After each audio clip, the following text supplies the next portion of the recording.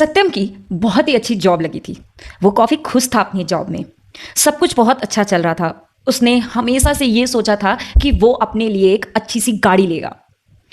और जब जॉब लग गई उसके बाद वो बैंक गया लोन के लिए, ताकि उसे लोन मिलने के बाद वो एक अच्छी सी अपने सपनों की गाड़ी ले सके। लेकिन बैंक जाते ही बैंक वालों ने उसको लोन देने के लिए मना कर दिया और बैंक वालों ने ये कहा कि आपका क्रेडिट स्कोर अच्छा नहीं है। तो आज हम बात करेंगे एसेट टू फाइनेंस में कि आखिर में सिविल स्कोर होता क्या है और ये क्यों इंपॉर्टेंट है, और इसको अगर ये कम है तो इसको अच्छा कैसे करें, और कम होने के अगर कब आपका सिविल स्कोर कम है तो इससे आपको क्या क्या नुकसान हो सकता है।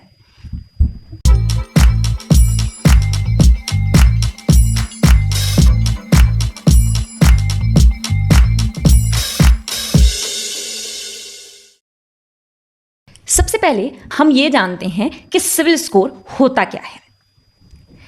बेसिकली सिविल स्कोर ये होता है कि जब भी आप कोई लोन लेते हो या फिर आप क्रेडिट कार्ड से पैसे उठाते हो तो उसको अगर आप टाइमली पेमेंट करते हो या टाइमली नहीं पेमेंट करते हो, जो भी ट्रांजैक्शन है आपका सब कुछ लेखा जोखा जो भी होता है वो सब कुछ एक सिविल एजेंसी के पास होता है। अब यहाँ पर लोग दो चीज़ों में बड़ा कंफ्यूज रहते हैं, सिविल स्कोर, क्रेडिट स्कोर।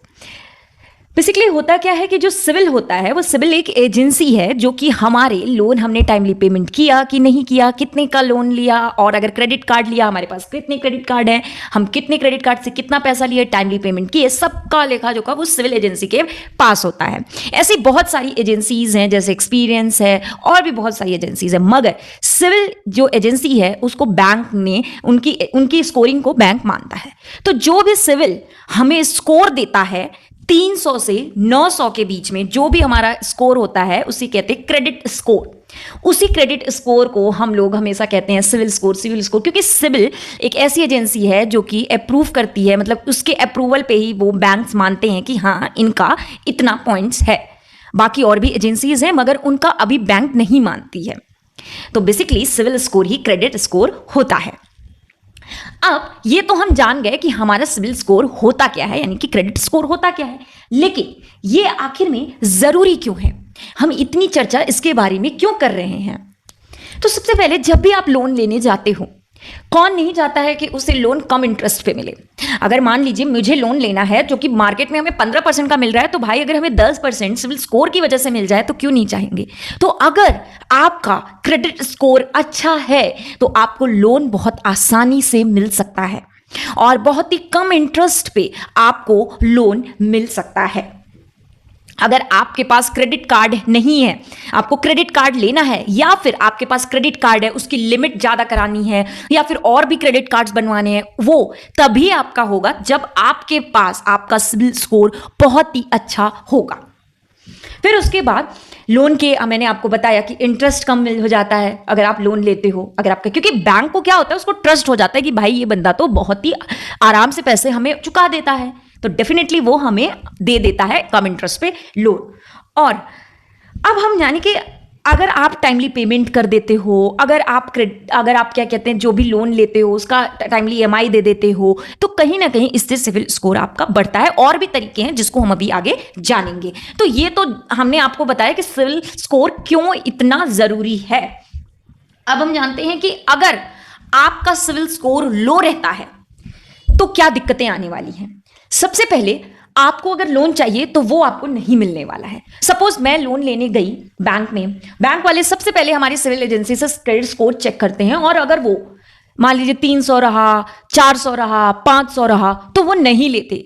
700 के ऊपर जो होता है, 750 के ऊपर, 700 के ऊपर, उन्हें अच्छा सिविल स्कोर माना जाता है 750 से 900 तक के बीच में।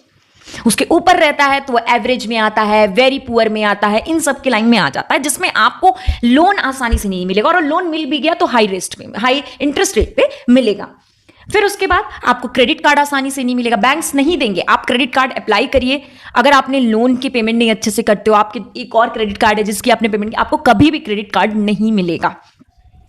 उसके बाद आपकी जो लोन अगर आपने अप्लाई भी किया उसकी प्रोसेसिंग स्लो कर देंगे, बहुत ज़्यादा चेकिंग करेंगे, डॉक्यूमेंटेशन और ये सब चीज़ें रहेंगे। या फिर अगर आप लोन लेते हो तो उस पर कुछ ना कुछ कोलेट्रल रखवा लेंगे, यानी आपकी ज़मीन गिरवी रखवा लेंगे या फिर काफ़ी चीज़ें गिरवी रखवा के फिर लोन देंगे।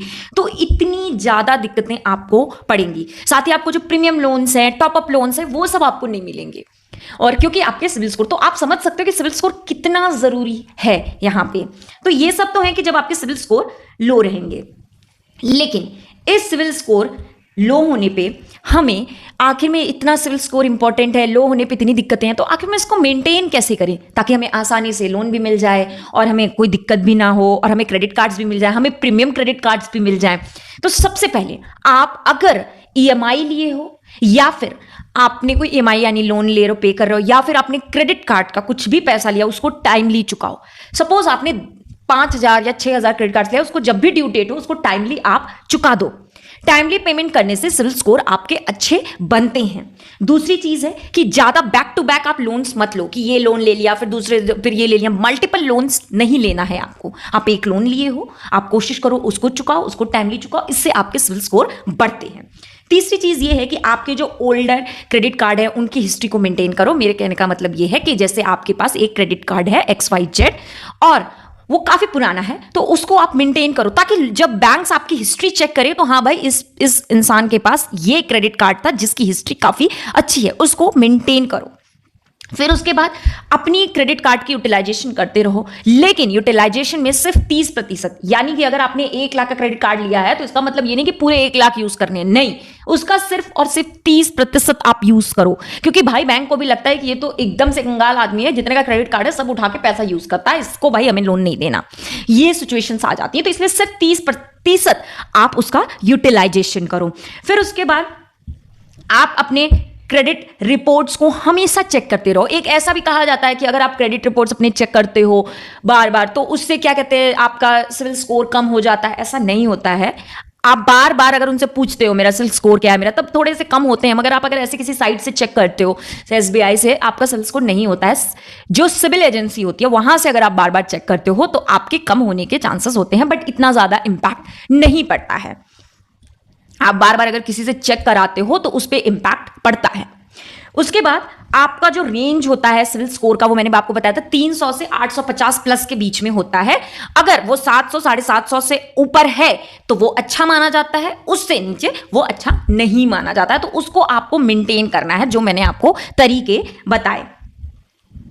फिर उसके बाद यहां पर एक जस्ट अ सेकेंड, यहां पर एक फॉल्ट आ गया है। अब यहां पर तो हमने बात की कि हमें सिविल स्कोर कैसे मेंटेन करना है। एक बात आपको और ध्यान रखनी है, सपोज आपका क्रेडिट स्कोर कम हो गया है, मान लीजिए मैंने एक कार्ड लिया उसका कम हो गया है। सबसे पहले आप किसी बैंक में, आप किसी भी XYZ बैंक का आप क्रेडिट कार्ड लेते हो, उसी बैंक में आप अपनी FD करा लो, वहां से आप लोन ले लो थोड़े और उसको टाइमली पेमेंट करो।